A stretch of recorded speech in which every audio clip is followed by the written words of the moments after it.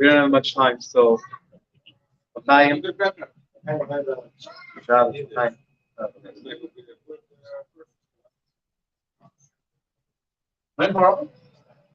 You done, Chabad? In 2 minutes. So the irony this week is that the parsha deals with a challenge. Someone was challenging Moshe Rabbeinu. Someone was challenging our Rebbe. And this Shabbos is also Gimel Tammuz. It's the third of Tammuz, which is our challenge, our own personal challenge we have with the Rebbe, not seeing the Rebbe 28 years. So obviously, there's a lot we could learn from the parsha regarding Torah, rebellion, and of course how we could, maybe negative episodes, we could also learn positive how our attitude should be, how our approach to our Moshe Rabbeinu should be. So God willing, over Shabbos we'll be able to share. Hopefully we'll all share a lot of stories, and hopefully we'll each inspire each other to connect to our Moshe Rabbeinu in a special way. So so many stories I want to share over Shabbos. Just a story that I said it before, and I said once before, I don't know, a while back, and this week I came across this guy's wiki, whatever I was searching for, and I came across this guy's wiki, and this guy Ephraim Ilin, he was an Israeli tycoon, and he was very interesting reading his background. Basically, in 1948, Ford Motors figured they have a big opportunity. The new country in Israel had a big opportunity to capitalize on a new country. They need cars, so they figured they'll open a plant. In general, it will be good for them to have a plant in the Middle East, and they'll open a plant in Israel. And they made all the arrangements to open this plant, and everything, all the plans were set. It hit the papers, it hit the news, that Ford was opening this plant and how they expect to make these millions. And now, the rest of the Middle East wasn't very happy about the news, and the it's called the League of Arab Nations, sent Ford a message. Now, so they said, if you guys open up this plant in Israel, then we will boycott. We will have, that was a BDS movement, we will boycott Ford. Personally, I think that would have been a good shidduch. Either way. And if Ford pulled out, they're known anti-Semites. Henry Ford was a known anti-Semite before that, so I don't see why it was such a big deal. And quite frankly, I was pretty happy with it. Oh, we don't need you. But Israel was devastated because it meant, because they were afraid that if Ford pulls out, then any other big corporation is going to pull out. In fact, that's what happened to other corporations. I forget the name of the corporations. You can Google it. It's there. It's all there. Backed out of investing in Israel. And there was this guy, Ephraim Ilin. He had some connections. He was involved in bringing military equipment to Israel, boatloads of military equipment hidden in potatoes and onions. And he had a lot of connections in big places. And he was approached by, what's the name of the car company? It's a European car company. Volvo. Ferrari. Yeah. It was a two-name brand. Rolls Royce. I'll remember it soon. So, and they approached him about investing in a plant in Israel, but they needed to build a plant. They wanted someone to put up the money to build this plant, and then they would supply the building, the actual building, the infrastructure, building the cars. They needed a $2.5 million investment, and he guaranteed that she's going to find investors for this $2.5 million investment. Now, it came time to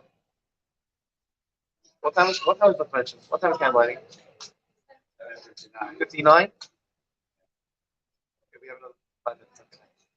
Remember to close this. 59, you said, right?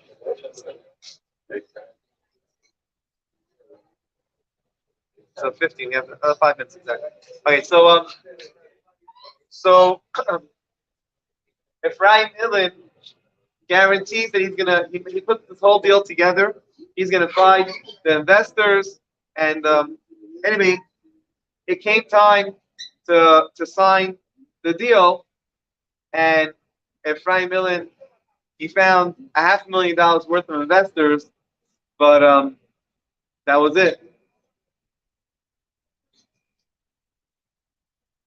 And he's supposed to sign on this deal within a week, less than a week, and he doesn't know what to do. He's figuring out that if he, between all his assets, he puts everything together, he'll be able to, he's going to put his whole life on the line, everything he has, but he'll be able to borrow against everything, and he'll put together, between him and some family members, they'll put together the $2 million.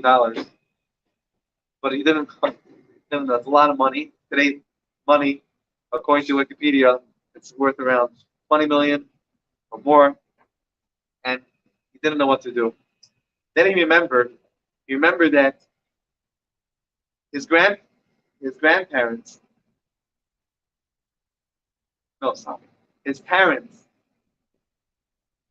his father was very worried for what was going on in Russia back in the whatever year it was, early 1900s, and he decided that he was going to send his son to live in Israel, Palestine, Israel. Ephraim. But the mother said, "No, we're not dividing up the family. We're not splitting the family," because the father didn't want to go yet, because he had business interests, he had investments in Russia, and he didn't want to. He wanted to, but he saw no future for his son there. He wanted to send his son. The mother said, "It's not happening. Either we're all going, or none of us are going."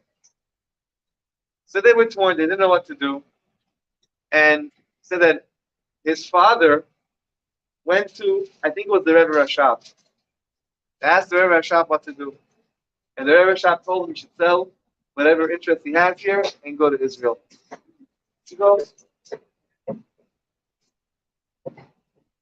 So he remembered. He said,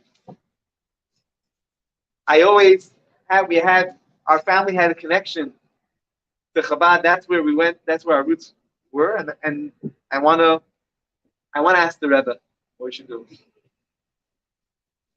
Year was 1950, and it was right after the Frierdiker Rebbe, after the Frierdiker Rebbe passed away, but the Rebbe didn't officially take on the mantle of leadership yet. He didn't officially become Rebbe yet.